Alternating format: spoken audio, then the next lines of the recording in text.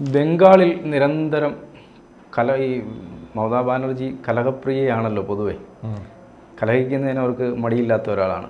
അതിപ്പോൾ ആരാണെന്നൊന്നും അങ്ങനെ പ്രശ്നവുമില്ല. ഇപ്പോൾ ബംഗാളിൽ നിരന്തരം ഗവർണറുമായി കലഹിക്കുന്നു, കേന്ദ്ര സർക്കാരുമായി കലഹിക്കുന്നു. ബംഗ്ലാദേശിൽ കലാപം ഉണ്ടായപ്പോൾ അവിടെ നിന്നുള്ള അഭയാർത്ഥികളെ ഞങ്ങളിവിടെ കൊണ്ടുവരുമെന്ന് പറയുന്നു. ഇങ്ങനെ നിരന്തരം മമത കലഹിച്ചുകൊണ്ടേയിരിക്കുകയാണ്. ബംഗാളിലെ രാഷ്ട്രീയം മമതയ്ക്ക് ചുറ്റുമാണ്. ഇപ്പോഴും ഇലക്ഷന് ശേഷവും അതങ്ങനെ തന്നെ നിൽക്കുകയാണ്. മമത പഴയതിനേക്കാൾ കരുത്തയാണോ അതോ പ്രതിപക്ഷ കക്ഷികൾ അവിടെ അവരെക്കാൾ കരുത്തരായി മാറിക്കൊണ്ടിരിക്കുകയാണോ? ഈ കണ്ണൂർ അക്രമ രാഷ്ട്രീയം പോലെയാണ്. അത് കത്തിയുന്ന സമയത്ത് അത് പ്രതിരോധം എന്നൊക്കെ രീതിയിൽ അത് വലിയ സംഭവമായിരുന്നു. അതിൻ്റെ പുറത്ത് ലോകം ഉണ്ടായിരുന്നില്ല. ഇപ്പോൾ ആളുകൾക്ക് മടുത്തു, പാർട്ടിക്കും മടുത്തു, RSSനും മടുത്തു.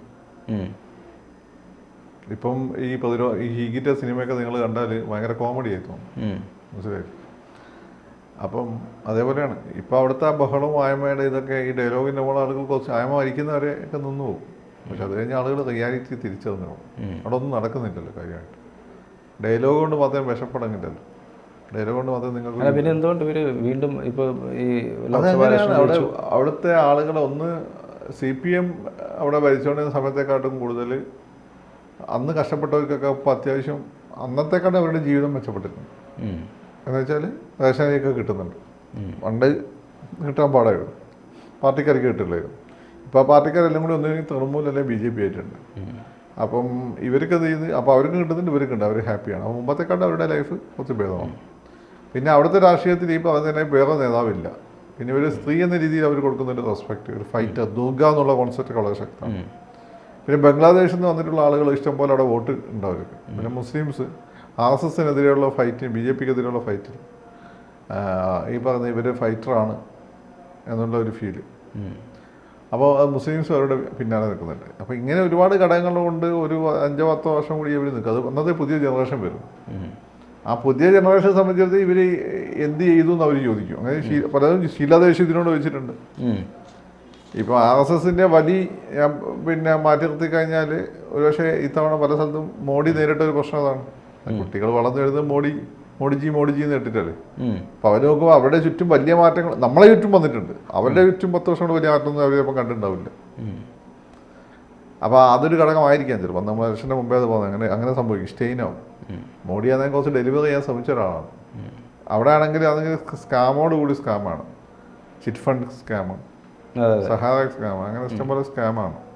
അപ്പോൾ അതുകൊണ്ട് അവരുടെ ഈ ഹൈപ്പിൻ്റെ മുകളിൽ അവരങ്ങ് നിന്നു പോവുകയാണ്. പല റിട്ടറിക്കിൻ്റെ മുകളിൽ. ഒന്ന് CPMൻ്റെ അകത്ത് ഒരു കാലത്ത് അവരുടെ കയ്യിൽ നിന്ന് അനുഭവിച്ചിട്ടുള്ള പീഡനങ്ങൾ, ആ ജനതയും അവരും. രണ്ടാമത്തെ കാര്യം ഇപ്പം മോഡിക്കെതിരെയുള്ള ഫൈറ്റ്. പിന്നെ ബംഗാളികൾക്ക് ഈ പറയുന്ന അതിൽ ഉയർന്ന ജാതിക്കാർക്ക് BJP താല്പര്യമുണ്ട്, പക്ഷെ താണ ജാതിക്കാർക്കില്ല. അവരിപ്പോഴും BJPനെ കാണുന്നത് സവർണ പാർട്ടി എന്ന രീതിയിലാണ്, ഉത്തരേന്ത്യൻ പാർട്ടി എന്ന രീതിയിലാണ്. അവിടെ കൽക്കത്ത ബേസ് ചെയ്തിട്ട് ഒരുപാട് ബിസിനസ് ഗ്രൂപ്പുകളുണ്ട്. ഇപ്പോഴാണ് പലതും മാറിയത്. അപ്പോൾ അവരുടെയൊക്കെ ഒരു സംഘടന രീതിയിലാണ് BJPയെ കാണുന്നത്. അപ്പോൾ ഇതൊക്കെ ഒരു ഫാക്ടറാണ്. അങ്ങനെ ഒരു ഹൈപ്പിൻ്റെ മുകളിൽ നിൽക്കണം. നമ്മുടെ ഈ മലയാളിയാണ് അവിടുത്തെ ഗവർണർ. അദ്ദേഹം ഇവിടുത്തെ വളരെ ജനശ്രദ്ധ പിടിച്ചു പറ്റിയ IAS ഉദ്യോഗസ്ഥനായിരുന്നു, ഓഫീസറായിരുന്നു. പക്ഷേ അദ്ദേഹം തുടക്കത്തിൽ എനിക്ക് തോന്നുന്നു മമതയുമായിട്ട് അങ്ങനെ ഫൈറ്റ് ഇല്ലായിരുന്നു. പിന്നീട് അദ്ദേഹം നിരന്തരം ഗവർണർ മമതയുമായി ഫൈറ്റ്, മമത ഗവർണറുമായിട്ട് ഫൈറ്റ് ചെയ്യുന്നു. ആ രീതിയിലേക്ക് ദിവസം എനിക്ക് തോന്നുന്നു കേരളത്തേക്കാൾ കൂടുതൽ അവിടെ ഗവർണറും മുഖ്യമന്ത്രിയുമായിട്ടുള്ള ഈ ഫൈറ്റ് വർദ്ധിച്ചുകൊണ്ടേയിരിക്കുന്നു, വാർത്തകളിൽ നിറയുന്നു. അല്ല, അവിടെ ഇപ്പം ഒരു ഗവർണർ പോലും മോളിൽ നിർദ്ദേശം കിട്ടാതെ ഫൈറ്റ് ചെയ്യില്ല. അപ്പോൾ സ്വാഭാവികമായിട്ട് കേന്ദ്ര ഗവൺമെൻറ് മമതയെ എങ്ങനെ കാണുന്നതെന്ന് ഞാൻ ശ്രദ്ധിച്ചില്ല. ഈ ഇലക്ഷൻ കഴിഞ്ഞിട്ട് ഒരുപക്ഷെ ഭൂരിപക്ഷം അല്ലെങ്കിൽ മമതേൻ്റെ സപ്പോർട്ട് കിട്ടേണ്ടി വരുമായിരുന്നു. അതുകൊണ്ടാണ് മമതയായിട്ട് നല്ല ബന്ധത്തിൽ പോയത്. പക്ഷെ ആ സമയത്ത് അദ്ദേഹത്തെ ഗവർണറോട് കേസ് കൊടുക്കാൻ ശ്രമിച്ചു. ഇപ്പം ഇവർ രണ്ടുപേരും കുഴപ്പമില്ലാതെ സപ്പോർട്ട് ചെയ്യുന്നതുകൊണ്ട് മമതേൻ്റെ കാര്യമില്ല അവർക്ക്. രണ്ടാമത്തെ കാര്യം എന്ന് വെച്ചാൽ ആ സമയത്ത് ഈ ഇന്ത്യ സഖ്യത്തിൽ നിന്ന് മമതേനെ മാറ്റി നിർത്തേണ്ടിയിരുന്നു. അതുകൊണ്ട് സോഫ്റ്റ് ലൈൻ BJP പിടിച്ചതാണ്. അപ്പോൾ ആ ഒരു കാലഘട്ടം കഴിഞ്ഞ് BJPയെ സംബന്ധിച്ചിടത്തോളം. അപ്പം ആ സമയത്താണ്, അത് കഴിഞ്ഞപ്പോഴാണ് ഈ ബന്ധം മാറിയ സമയത്താണ് ഇദ്ദേഹത്തെ ഈ ഗവർണറെ മറ്റേ കേസ് കൊടുക്കാൻ നോക്കിയത്. അപ്പം ഗവർണറുടെ മനസ്സിൽ അത് കിടക്കുന്നുണ്ട്. മാത്രമല്ല ഇപ്പം നിങ്ങൾ ഈ ബജറ്റ് ഡിസ്കഷനിൽ നിങ്ങൾ ഡിസ്കസ് ചെയ്യുന്നത് എന്താണ്, ഈ തെലുങ്കാനയും ആന്ധ്രാപ്രദേശും ബീഹാറും അവർക്ക് അർഹിക്കുന്നതിനേക്കാൾ കൂടുതൽ എടുത്തുകൊണ്ടുപോയി എന്നാണ്. കേരളത്തിൻ്റെ പേര് പോലും വന്നിട്ടില്ല എന്നുള്ളതാണ് നിങ്ങളുടെ കംപ്ലൈൻറ്റ്. എൻ്റെ സ്ഥിതി എന്താ? അപ്പം ഈ മമത വന്നാൽ അതിലും വലിയ കഷ്ടമായിരിക്കും. പിന്നെ ബംഗാൾ കഴിഞ്ഞിട്ട് വല്ല മിച്ചം ഉണ്ടെങ്കിൽ നമുക്ക് വല്ലതും കിട്ടും. അത്രയും ആ അവസ്ഥയിലേക്ക് മാറുകയായിരുന്നു. എന്നാൽ ഇത് ബംഗാളിലെ സാധാരണക്കാരിലെത്തുമോ? അതുമില്ല. അവിടെയാണ് പ്രശ്നം. ഇപ്പം നിതീഷ് എടുത്തു കൊണ്ടുപോയാലും ചന്ദ്രബാബു നായിഡു ആണെങ്കിൽ നായിഡുവിനെ ഇത് കുറച്ചൊക്കെ കിട്ടും. നിതീഷ് നല്ല ജനങ്ങൾക്ക് വേണ്ടി ചിലവാക്കുന്ന ആളാണ്. ജനങ്ങൾക്ക് എത്തുന്നുണ്ട്, ഇതെത്തില്ല. അപ്പം BJP വിചാരിച്ച് എന്തിനാ പിന്നെ തള്ളേണ്ട ആവശ്യം? അപ്പം BJP എന്തിന് ഗവർണറോട് വന്ന് പിന്നെ എന്താണ് പറയുന്നത്, നടേശ കൊല്ലണ്ടെന്ന് പറഞ്ഞു. അതാണ് ഇപ്പോൾ നടന്നുകൊണ്ടിരിക്കുന്നത്.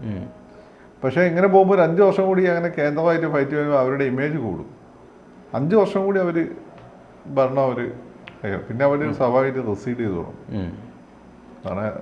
ഈ മമതയ്ക്ക് ശേഷം ആര് എന്നുള്ളൊരു ചോദ്യം. ഇങ്ങനെയുള്ള പാർട്ടികളിലെ ഒരു കുഴപ്പം, ഇപ്പോൾ ജയലളിത ADMKയുടെ നേതാവായിട്ട് ജയലളിതയുടെ മരണശേഷം നമ്മൾ കാണുന്നതാണ്. ആ പാർട്ടി തന്നെ നേതൃത്വത്തിലേക്ക് വരാൻ ആരുമില്ല. ബിജു ജനതാദൾ ഈ ഒറ്റയാൾ പോരാട്ടം നയിക്കുന്ന നേതാക്കന്മാരില്ലാതാകുമ്പോൾ ഉള്ള ഒരു പ്രശ്നം ഉണ്ട്. അപ്പോൾ അതെന്താണ് അത്തരം ഒരു സംഘടനാ സംവിധാനം വിശ്വാസമില്ലാത്തതുകൊണ്ടായിരിക്കും. ഇവരെ കസിനറ്റ വളർത്തിക്കൊണ്ടുവന്നില്ല. ഇവരാരും ഒരു പിന്നെ പിൻഗാമിനെ വളർത്തിക്കൊണ്ടുവരില്ല. ഈ അധികാരം ഇങ്ങനെ മായാവതി തന്നെ വലിയൊരു ഉദാഹരണം. അല്ല, ഇത് എന്താ പ്രശ്നം വെച്ചില്ലേ, അധികാരത്തിന് താല്പര്യമുള്ളവർക്ക് എല്ലാവരെയും പേടിയായിരിക്കും. സ്വന്തം മക്കളെ വരെ പേടി. കാരണം ഇത് മരിക്കുന്നവരെ ചെറുക്കനെ അടുപ്പിച്ചില്ലല്ലോ സ്റ്റാലിൻ കുറച്ചും വിവരമുള്ളതുകൊണ്ടാണ് ദയാനിധിനെ ഇപ്പം കൊണ്ടുവരുന്നത്. മനസ്സിലായില്ലേ? കാരണം ഉദയനിധി കൊണ്ടുവരുന്നത്. അപ്പം സ്റ്റാലിൻ കരുണാനിധി അടുപ്പിച്ചിട്ടില്ല. അത് ഇവരുടെയൊക്കെ ഒരു പ്രശ്നമാണ്. പിന്നെ മറ്റേ കുടുംബമായതുകൊണ്ടാണ് ഇവരെന്ത് കസിനെ കൊണ്ടുവരാൻ ശ്രമിക്കുന്നുണ്ട്. അതങ്ങനെയാണ്. അപ്പം പിന്നെ അത് കഴിഞ്ഞ് ഇവരങ്ങ് മരിച്ചു കഴിഞ്ഞാൽ ഇവരോടാണല്ലോ കമ്മിറ്റ്മെന്റ് ഉള്ളത്. പിന്നെ ആളുകൾ അവരുടെ കാര്യം ചിന്തിക്കും. അവിടെ ഇപ്പോൾ CPM ശക്തിപ്പെടുത്താൻ ശ്രമിക്കുന്നുണ്ട്. പക്ഷേ CPM-ആയിട്ട് ബന്ധപ്പെട്ടാണ് ജനങ്ങളുടെ മനസ്സിൽ വളരെ ഭീതിതമായ സിദ്ധാർത്ഥ ടൈപ്പ് ഓഫ് ഓർമ്മകളുണ്ട്. അതാണ് CPM-ന്റെ പ്രശ്നം. അത് മുമ്പേ മണിധരൻ അദ്ദേഹത്തിന്റെ യുവ എന്നുള്ള സിനിമയിലാണ് എടുത്തു വെച്ചിട്ടുണ്ട്. കൽക്കത്തയിലെ ഗുണ്ടാരാജൊക്കെ അന്ന് നമ്മളൊക്കെ ആ സിനിമയെ ശക്തമായി എതിർത്തതാണ്. പിന്നെ അത് നമുക്ക് മനസ്സിലായ സത്യമായിരുന്നു. പിന്നെ അവിടെ BJP-ക്ക് അവിടെ ഈ പറഞ്ഞ സവർണ വോട്ടുകളുടെ ഒരു കൺസോൾട്ടേഷൻ BJP-ക്ക് ഉണ്ട്. അതവർ OBC വോട്ടുകളിലേക്ക് കൂടി കയറാൻ അവർ ശ്രമിക്കുന്നുണ്ട്. പിന്നെ മുസ്ലിംസുമായിട്ട് ഇപ്പോൾ ബംഗ്ലാദേശ് വിഷയം ആസാം വിഷയമൊക്കെ ഉള്ളതുകൊണ്ട് മുസ്ലിംസുമായിട്ട് അവർക്ക് പാലിടാൻ ബുദ്ധിമുട്ടായിരിക്കും. മമതയ്ക്ക് ശേഷം എനിക്ക് തോന്നുന്നു ഇപ്പോൾ അവിടെ നോക്കിയിട്ട് BJP കൺസോൾട്ടേറ്റ് ചെയ്യാൻ സാധിക്കും. ഹിന്ദു കൺസോൾട്ടേഷൻ വരും അവിടെ. കേന്ദ്രത്തിൽ ചിലപ്പം BJP പോയി എന്നൊക്കെ വരും, ആസ്വദിക്കും. കാരണം അവിടെ ഈ പറയുന്നതിൻ്റെ മാതിരി മര്യാദ കൊടുത്തിട്ടില്ലെങ്കിൽ അവർ ഭരിക്കും. BJP വരും നമുക്ക് ഉറപ്പൊന്നുമില്ല. ഇപ്പോൾ ഒരു ഉറപ്പും പറയാൻ പറ്റില്ല. പക്ഷേ അവിടെ BJP വളരാൻ സാധ്യതയാണ്. കാരണം ഹിന്ദുത്വ രാഷ്ട്രീയത്തിൻ്റെ വളർച്ച അവിടെ ഉണ്ടാവും. ആ ഘട്ടത്തിലൂടെ ഈ ബംഗാൾ കടന്നു പോയിട്ടില്ല. ആ ഘട്ടത്തിൽ അവിടെ കടന്നു പോകുന്നേ ഉള്ളൂ. ഇപ്പം വാജ്പേയിൻ്റെ കാലഘട്ടത്തിലെ ഒരു എന്താണ് ഒറീസയൊക്കെ പോലുള്ള ഘട്ടമാണ് അവർക്ക്. ഈ ഘട്ടം കൂടി ഒരു 5 വർഷം കൂടി കഴിയുമ്പോൾ അത് വാജ്പേയി മോഡിയുടെ കാലത്ത് ഒറീസയെ മാറും. ആ സമയത്ത് BJP ഉള്ള അധികാരത്തിൽ വരും. അപ്പം അതിനാണ് സാധ്യത. ഈ ബംഗ്ലാദേശിൽ നിന്നുള്ള അഭയാർത്ഥികളെ അപ്പം ഞങ്ങൾ ഇവിടെ സ്വീകരിക്കും, കേന്ദ്രം എതിർത്താലും അപ്പോൾ BJP അതിനെ ശക്തമായി എതിർത്തു. അങ്ങനെ പാടില്ല, കേന്ദ്രവുമായിട്ട് ആലോചിച്ച് വേണം ചെയ്യാൻ. അപ്പം ബംഗ്ലാദേശിൽ നിന്നും ആസാമിൽ നിന്നുമുള്ള ആളുകളെ ഞങ്ങൾ കൊണ്ടുവരും. ആസാം നമ്മുടെ ഭാഗമാണ്, നമ്മുടെ രാജ്യത്ത് തന്നെയുള്ള സംസ്ഥാനമാണ്. പക്ഷേ ബംഗ്ലാദേശ് അങ്ങനെ അല്ലല്ലോ, അത് കേന്ദ്രവുമായി ആലോചിച്ചാണ് ചെയ്യേണ്ടത്. പക്ഷെ അങ്ങനല്ല, ഞങ്ങളെ ഇഷ്ടത്തിന് ചെയ്യുമെന്ന് മമത പറഞ്ഞിട്ടുണ്ട്. അത് ഒരു വെല്ലുവിളി പോലെ പറയുകയാണ്. അത് മമത ആയതുകൊണ്ടാണ്. മമതയ്ക്ക് അങ്ങനെ വെല്ലുവിളിക്കാനുള്ള അത് ബംഗാളി നാഷണലിസവും സംഭവമുണ്ട്. ഈ രണ്ട് ബംഗാളും കൂടി ഒരു രാജ്യമാണെന്നുള്ള ആഗ്രഹം മനസ്സിൽ കൊണ്ടു നടക്കുന്നവരാണ് നല്ലൊരു പക്ഷം ബംഗാളികൾ. അത് ബംഗ്ലാദേശിന്റെ കളിയുള്ള സമയത്തൊക്കെ നോക്കിയാൽ മനസ്സിലാവും. മനസ്സിലായില്ലേ? ഈ നാളുകൾക്ക് അറിയാത്ത ഒരു കാര്യമുണ്ട്. ഈ ആഗസ്റ്റ് 15 ഈ ഇന്ത്യയുടെ സ്വാതന്ത്ര്യം കിട്ടുന്ന സമയം നവഗാരിയിലൊക്കെ നടന്നിട്ടുള്ള അതിഭീകരമായ ഹിന്ദു കൂട്ടക്കൊലകളുണ്ട്. അത് ഇവരാ നടത്തിയത്. മനസ്സിലായോ? അപ്പം ബംഗ്ലാദേശ് ഇത് രണ്ടും കൂടി ഒന്നാ എന്ത് സംഭവിക്കാൻ അറിയോ? ഇത് മുസ്ലിം ഭൂരിപക്ഷ പ്രദേശമായി മാറും. പിന്നെ അവിടുത്തെ ഹിന്ദുക്കളുടെ എണ്ണം ഡ്രാസ്റ്റിക്കായി കുറയും. അതുപോലെ തന്നെ ഈ ബാബറി മസ്ജിദ് ആകുന്ന അവിടെ ബംഗ്ലാദേശ് ഉണ്ടായ സമയത്ത് 25% ഹിന്ദുക്കൾ ഉണ്ടായിരുന്നു. 42 ഭൂരിപക്ഷം അവിടെ നിന്ന് ഓടിപ്പോയി. കാരണം അതാ ലജ്ജാ നോവൽ കാണിക്കുന്നുണ്ട്. എല്ലാം കൺവേർട്ട് ചെയ്യപ്പെടുകയാണ്. പെൺകുട്ടിയെ തട്ടിക്കൊണ്ടുപോയി ബലാത്സംഗം ചെയ്യുക, അതൊക്കെയാണ് സ്ഥിതി. ആണുങ്ങളെ കൊന്നു കളിയുക, ഇതൊന്നും ഇവിടെ ഒരുത്തനും പറയല. മനസ്സിലായില്ലേ? അപ്പം അങ്ങനെ ഒരു അവസ്ഥയാണ് ആ സ്ഥിതി. അപ്പം ഇവർ പക്ഷേ ഒരു റൊമാൻറ്റിക് ആയിട്ട് ബംഗ്ലാ ഫീലിംഗ് കൊണ്ട് നടക്കുകയാണ്. പക്ഷേ അവർക്ക് അങ്ങനെ ബംഗ്ലാ ഫീലിംഗ് ഒന്നും ഇല്ല ഈ ബംഗ്ലാദേശികൾക്ക്. അവരെ സംബന്ധിച്ചിടത്തോളം അവർക്ക് അവിടെ റിലീജിയസ് ഫീലിംഗ് ആണ്. ഇപ്പോൾ ക്രിസ്തു മതത്തിൻ്റെ ഇസ്ലാം മതത്തിൻ്റെ പ്രശ്നം ഇത് തലയെ പിടിച്ച് കഴിഞ്ഞാൽ ഈ ഹിന്ദു മതം പോലെ അല്ല ഇത്. ഇത് നമ്മളെ രണ്ട് മതങ്ങളും വെച്ചാൽ ഫൈനലി നമ്മൾ മാത്രമാണ് ശരി, നമുക്ക് വേറെ ദൈവങ്ങളുമില്ല. അറ്റൻഷൻ ടൈപ്പ് ഹിന്ദുക്കളെ സമയം വിഷ്ണുവിലേക്ക് പോകാം, ശിവനിലേക്ക് പോകാം, അങ്ങനെയൊക്കെ പോകാം. നമുക്ക് അങ്ങനെയില്ല. ഇത് രണ്ടും ഒന്ന് ചൂട് പിടിച്ച് കഴിഞ്ഞാൽ തലയ്ക്ക് പിടിച്ചാൽ വലിയ പ്രോബ്ലമാണ്. പിന്നെ വേറെ ഒരു ഐഡൻറ്റിറ്റി ഉണ്ടാവില്ല. മനസ്സിലായില്ലേ? അപ്പോൾ അതാണ് അവിടെ സംഭവിക്കാൻ പോകുന്നത്. അത് ഈ മണ്ടന്മാരെ ബംഗാളികൾക്ക് മനസ്സിലാക്കുള്ളൂ.